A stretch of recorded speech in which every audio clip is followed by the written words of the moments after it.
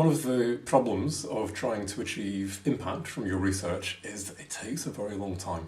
This is a problem for researchers, especially if you're being evaluated on this, and the evaluation is coming up, it's the end of your grant, there's a government review on the impact of your research, and actually it's going to take 10 years. And it very often does take a decade or more before your research actually changes someone's life. It's also a problem for the stakeholders and the publics that you are working with. And increasingly, as we do more co-productive research, where we're working with our stakeholders and our publics from the beginning of the research all the way through to the end, this is actually quite problematic from an ethical perspective, because we are asking of quite a lot of time. Very rarely will we ever actually pay people for that time. And in return for that, well, actually, what do these people get? And there's a sneaking suspicion, I think, very often as a stakeholder that you're investing all this time in these researchers' projects and it's helping their career and they're getting all their papers and their funding and whatever else. And, well, I might get a benefit eventually, but actually, given staff turnover or whatever, probably I'm out of my job by the time actually that happens, and I do it for the greater good. But actually there's a sneaking suspicion that this is all give from me as a stakeholder and very little back. And I think we need to do something about that, especially if we want to motivate people to stay with us for the duration of our research. So to do that, you need to identify quick wins. What are the things that you could do early doors that would instantly add value to the people that you are working with? Now this is a problem because you're going to say to me, well, yeah, Mark, but I haven't done the research, so what can I do about this? And anyway, I'm going to want to make sure that's gone through the peer review process, and this is all beginning to sound a bit dodgy, frankly. But think creatively about this. So in my book, The Research Impact Handbook, I've got a chapter on this, loads of ideas in there. I'll give you two, just to give you a flavour of this.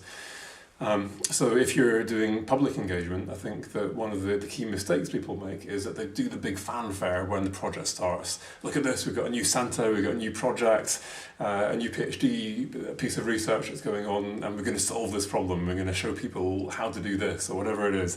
And you get all the media interest. But actually you're not able to capitalise on that, because then they're asking, and so what is the answer? And you're saying, come back in 3 years' time.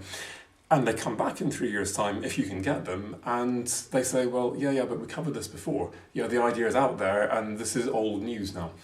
Instead, what I like to do is to start slow and start building the networks, building the collaborations, trying things out, getting practice, doing public engagement events, doing public speeches, whatever else to get the confidence and the skills that I need.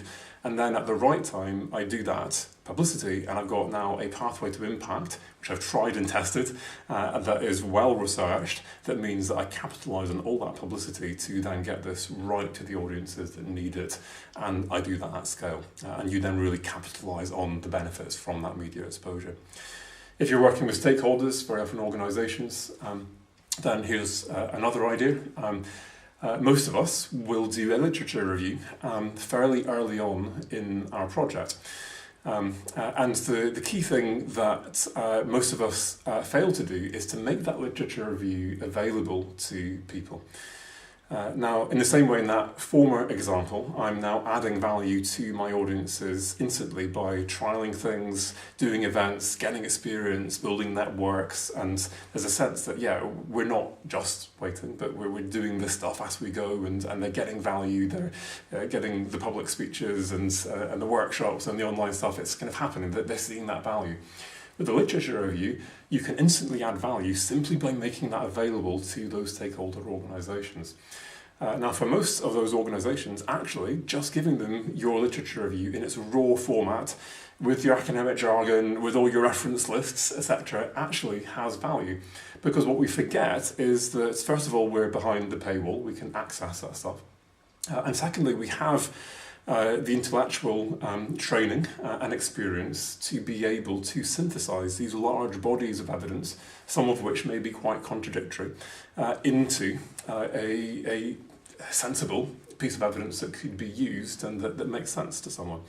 And so instantly being brought onto that cutting edge has value, whether this is policy analysts in government, consultants, non-governmental organisations and charities in the third sector.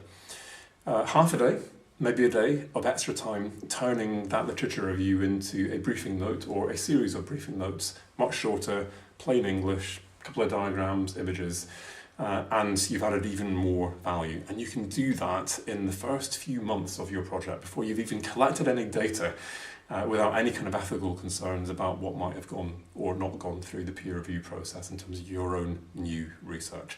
And now you have a sense as a stakeholder that, hey, these guys are out looking for me, looking for what they can add to what I'm doing and genuinely adding value to my work and helping me.